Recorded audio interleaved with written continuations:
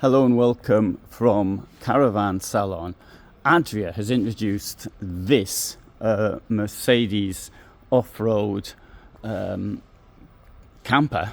It says a study, 125,000 euros.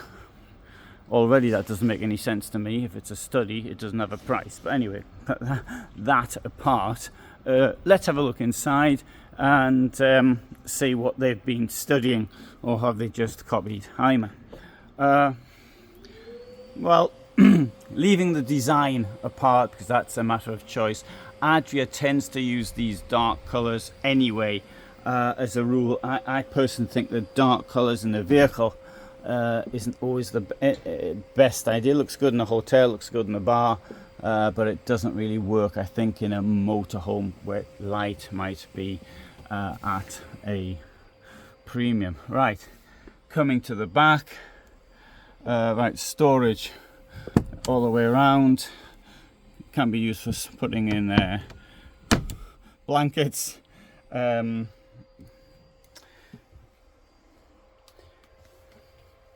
Washroom. I don't like these things. I think it should be flat, but at least it's fixed, which I think is important. We've got two drainage points in this in the toilet. We've got a sliding door, and of course a window in there to keep an eye on what's going on outside. Now, how do we get up to the bed? Is this it? If it is, it's broken. Oh no, it comes out eventually. There, right, so that's your step up to the bed. The bed's quite high, which I think in a vehicle like this is probably a good idea. If it's meant to be used for off-road, you expect people possibly be a bit fitter. We've got it here, there's the fridge. It's a bit squashed in here, to be quite honest, but then again, I suppose in a vehicle of this size, 6-metre van, you can't really expect it to be huge amounts of space. Not only that, I'm also wearing something on my back, which is probably you wouldn't be doing in normal circumstances. 2 burners, that's utterly standard here. Oh, it's nice. This is an anti-slip.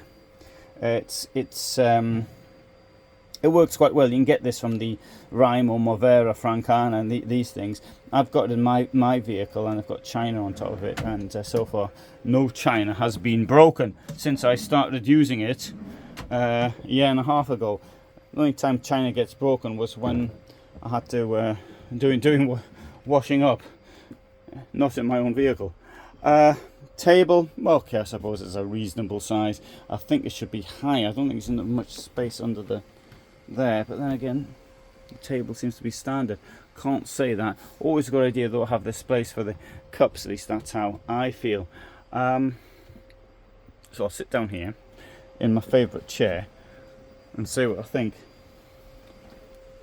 I can't understand what about this at all. What's the difference between this and a Hymer Grand Canyon other than the style inside? Oh, I know one thing that might be different. Let's go and see if they put some insulation in the back door. That would be one thing. Let's push this, and that's an extension for the kitchen. I like the lighting up there.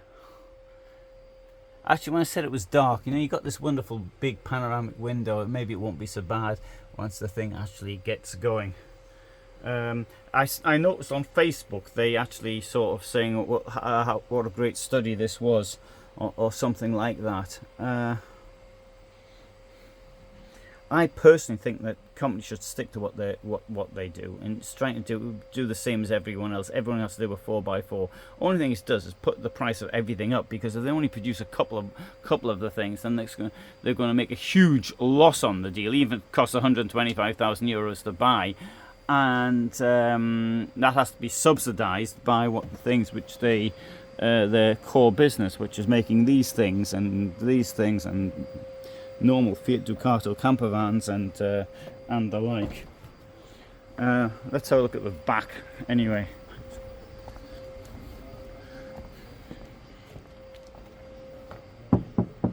Empty now. There's no insulation in the door.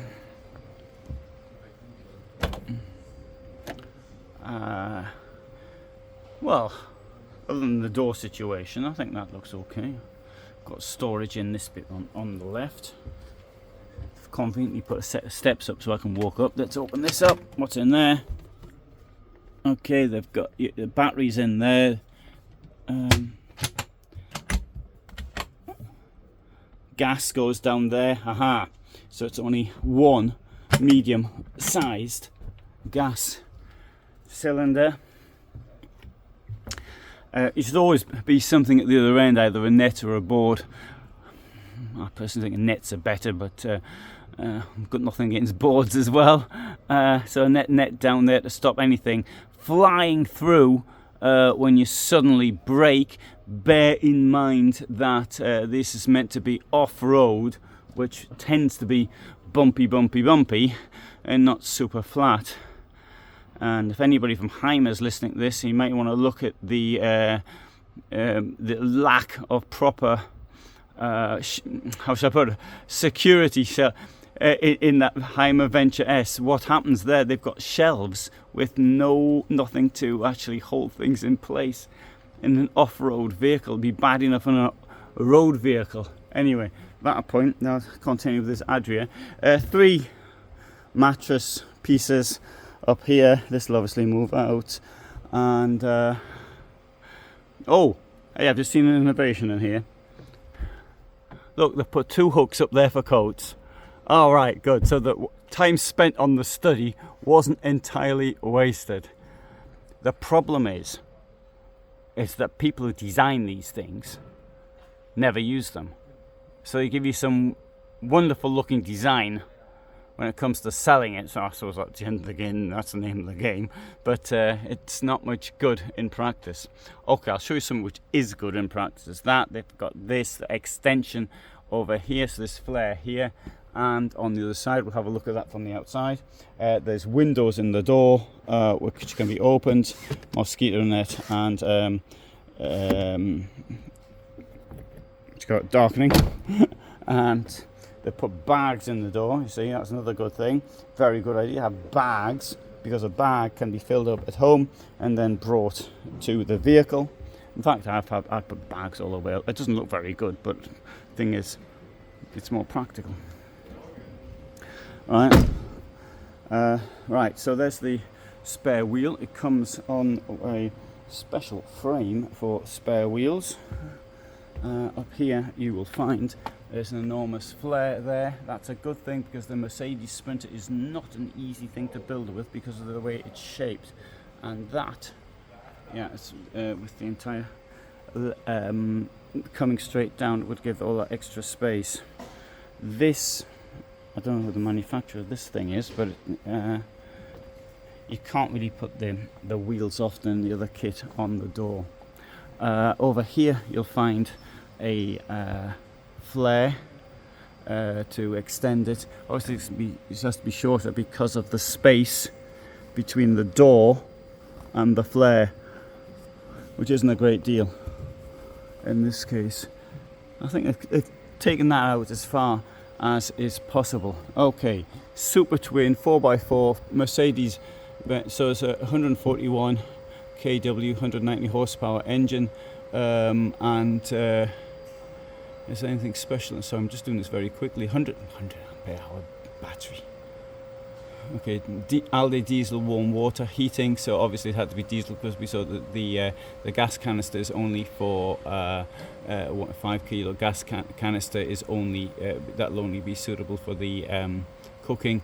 It's 84 litre fridge, bed 140 by 195, 100 litre lead battery. I think I've made my point there about. Okay, look, it looks nice. If it's meant to be a